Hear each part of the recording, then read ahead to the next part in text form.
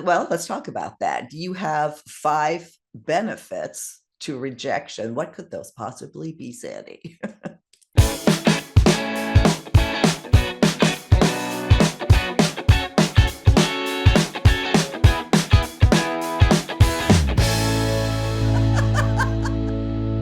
Thanks again for tuning into Second Act TV. Today, Sandy Weiner is back, the founder of Last First Date and author of Choice Points in Dating, sitting right over there. Great book. Pick it up. Sandy, thanks so much for being here again. I'm really excited about today's topic, Silka. Well, it's a big topic that, yeah, we all deal with rejection. And you've couched this in an interesting way that there's actually benefits to being rejected.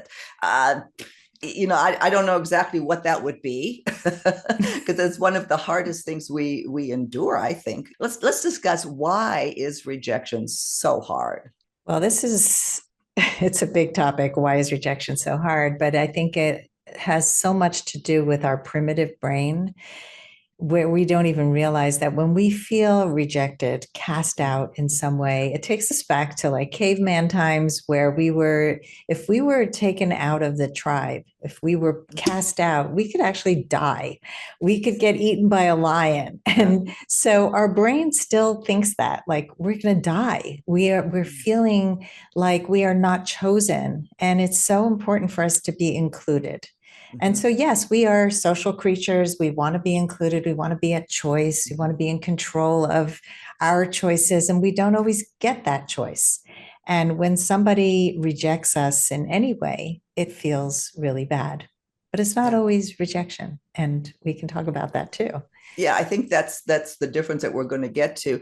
And I do want to acknowledge again that, if I made any way was aloof about the introduction here, this is so difficult. It's such an important topic to reframe, because as you just alluded, what we perceive as rejection may not even be rejection. We often perceive that we're being rejected when we're first maybe went on one date with somebody, they didn't call us back, or Mm-hmm. we've been texting with somebody and they didn't continue, or they ghosted us Mm-hmm. in some way. And what I want to convey, and this was such an important thing for me to learn Mm-hmm. personally, because I used to take these things very personally, is that if they don't know you, they can't Mm-hmm. reject you. They're Mm-hmm. not, this is not about you. This is Yeah. about them. This Mm-hmm. is about them not having good communication skills, maybe, Mm-hmm. or they're not ready for a relationship and they don't know how to tell you because they don't want to hurt you. So there's Mm-hmm. so many reasons why people do what they do, and how we perceive it is the most important part. Now, if you're in a 20-year marriage and somebody says, I don't love you anymore, Mm-hmm. well, then it might be about you, but Yeah. it also is about them. And Mm-hmm. so, I think that the more we can understand about what rejection really is and Mm-hmm. the benefits, the better off we are. Yeah. Well, you just made a great point that it's really, rejection is really about how we perceive it. And I mean, Mhm. I've been rejected enough to know it's horrible. And if somebody were to tell me, there's benefits to this, it's like, yeah, right. I don't want to hear it. I feel so horrible right now. I just want to crawl underneath a sheet and never get out again. What's wrong with me? And that is what we can control. There's nothing wrong with us. You might have to work on yourself in certain areas, but there's nothing wrong with you. Would you agree Mhm. with that? Yeah, I mean, I just was speaking to a client today. When we first started working together, she took every guy who didn't ask her out again as devastating rejection, Mm-hmm. because she hadn't dated in a long time and it all felt very personal and devastating. Mm-hmm. But we had worked together for 6 months, and at the other side of the 6 months, she's not taking it personally. She Mm-hmm. feels she's a choice. She realizes these were not good matches, Mm-hmm. and these Mm-hmm. were really just it just we're not everybody's going to be a match, and in Yeah. fact almost nobody is going to be a perfect match. Yeah. So you're looking for one person, Mm-hmm. 2 people, and that's a small percentage. So if you keep that in mind, it just kind of reframes rejection as well. Yeah. One thing I learned early on, again, after having been married for some, 25 years, and when I start dating, and just to your point just now, the rejection you get then, yeah, it's really, really super personal. And one of the things that I had to learn was not to, like, if I like the guy, is not to make him the next one. Somehow, I created stories. And then when that was rejected, it's like, yeah, this life I created is now gone. Yes, And ugh, it's I it's did. it's I did that too. I mean, I think it's so common. I appreciate you sharing it because I think that you want it so badly that you're creating a story. And it is a story. That's all it is because you don't know each other. And so that's also important to keep in mind. well, with that in mind, then, what are the five benefits? Number one, you said that rejection promotes motivation. Talk to me about that. Yeah, so rejection, as we said, feels terrible because we feel discarded, we feel abandoned. Often we get motivated by things that hurt us or anger us. And so we discover Mm, the values that were important to us. And so maybe by being rejected by somebody, we realize that we have a value for respect. Maybe they mhm, weren't respectful in communicating. We have a value mhm, around communication, around kindness. yeah, And when you turn it around and realize that I need to be with somebody who communicates kindly, who respects me. And so this person did not respect me. So now I'm motivated to move on to the next person and find somebody who has those qualities because they mhm, are so important to us. yeah. Great point. Really great point. You get to know yourself better, and you can hopefully make better choices going forward. Uh, Rejection provides empathy. That's a nice way to look at it as well.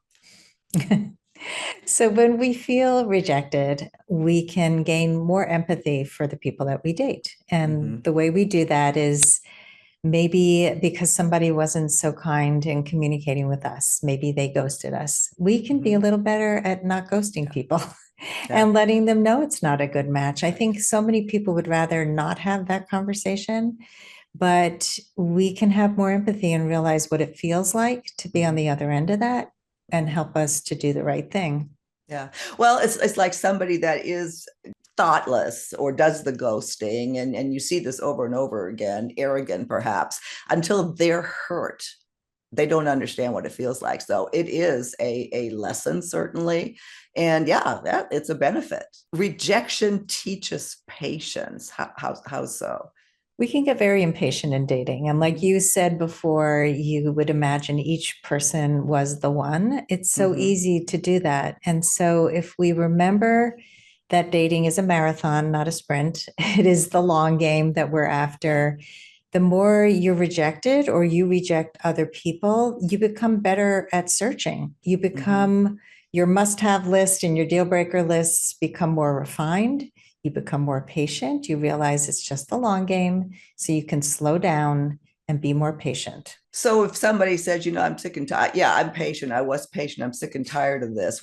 How do you define patience? I mean, that's sort of on a continuum. Any thoughts there? Any advice? Yeah, I think just realizing that not every person is going to be your match. And yes, Mm-hmm. it can be very frustrating. And so take a Mm-hmm. break, take Mm-hmm. breaks because or change, you're only meeting the people that you're meeting. You may have run out of options on a certain online dating site, for example. So are you mixing it up? Are you asking Mm-hmm. for setups? Are you going to meetups? Are you traveling? Are you meeting people wherever you are? Mm-hmm. I think that if you really want to find love and you're patient about the fact that, it is going to take some time and know that, but Mm-hmm. also give yourself the opportunities to meet more people Mm-hmm. and make more connections so that you have more of an opportunity. So I think yeah, it can be hard to be patient. You feel like, oh, it's taking me so long, but really Mm-hmm. taking that look at yourself and asking yourself, is there anything else I can do Mm-hmm. to find this person? Yeah. Another sort of obvious one, but I think it needs more explanation. It's rejection leads to self growth. In what way? So there are so many statements like Mm-hmm. rejection is God's protection and it's Mm. redirection. It is important to take a step back if you have been rejected, and ask yourself, what's going on for me? Was I trying to control the outcome of every date? Was I personally rejected because my ego was rejected?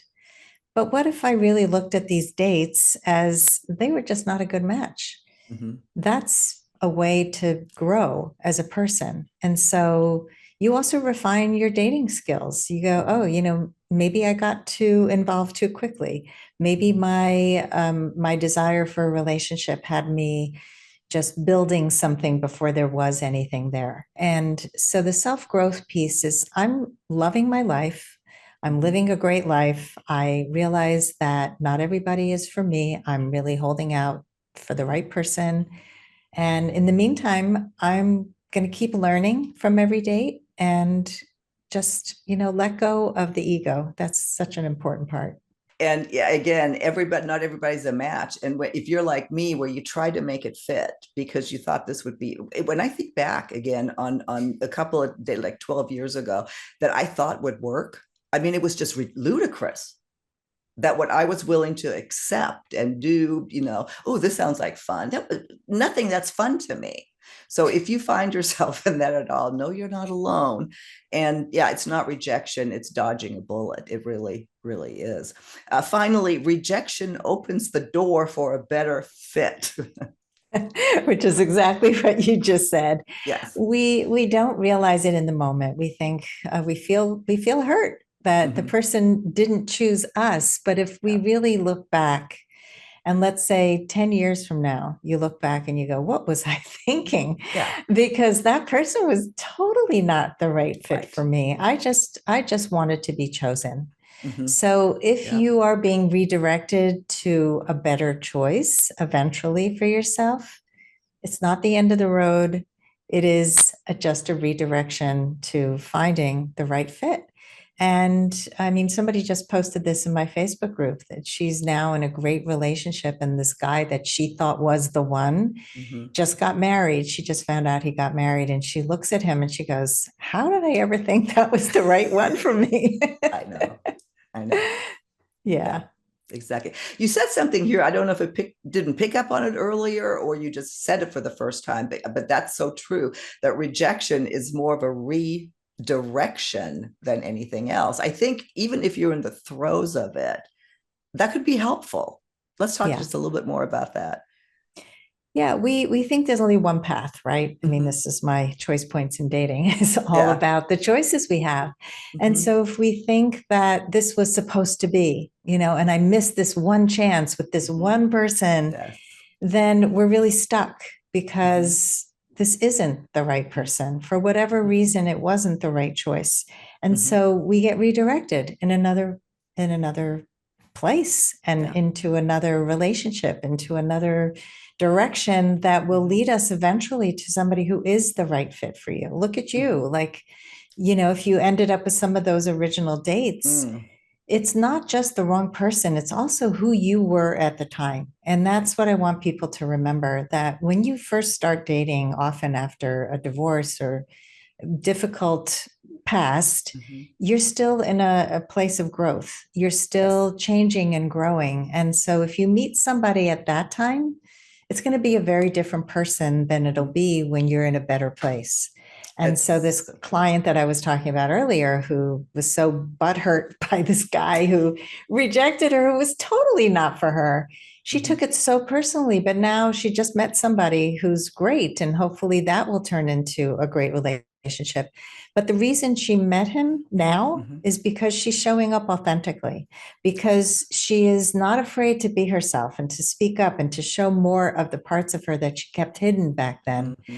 And so that is what leads to a better match, not Mm-hmm. just because you went out with somebody, you should definitely match with them because you both chose each other at the time. Yeah. I mean, yeah, redirection.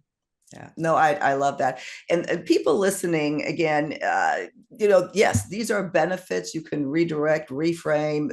You have options. You don't have to feel rejected. I also totally, totally get that is a horrible feeling. And if you're down, if you feel like you need help, please get it. Let's talk just one moment to that, Sandy. If so, when somebody is just had it, devastated, what can they do right now? Well, first of all, feel all the feelings. Don't just override them and say, I want to feel happy now that I feel rejected. Feel it. Feel your anger, feel your sadness, feel your sense of abandonment. Get down to the root, if you can, of what it is that you're feeling, because we have such a tendency to push those feelings away because they're uncomfortable.